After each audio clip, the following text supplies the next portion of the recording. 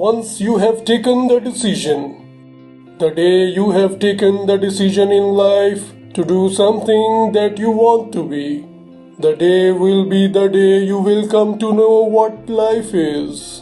When you are acting like others in society and follow the path that everyone is following, like getting good education or doing a job, or anything that any other normal person is doing in society, you will be welcomed by the people because you are acting just like them, a normal person.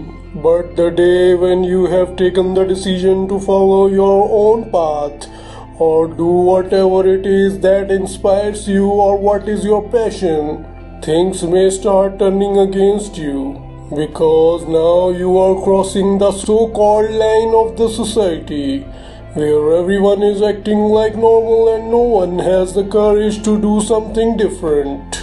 And now you have stood up to follow your path and make your own fate. This will turn the entire society against you. You will see that your family and friends who love you more than anyone are turning against you and start mocking you that you have become abnormal and wasting your time. Now that is the moment when the actual life starts, and that is the point where your guts, bravery and faith will be tested. Either you stand on what you believe in or you give up and become that normal person which everyone in society has become. That will be the time where true you will be tested.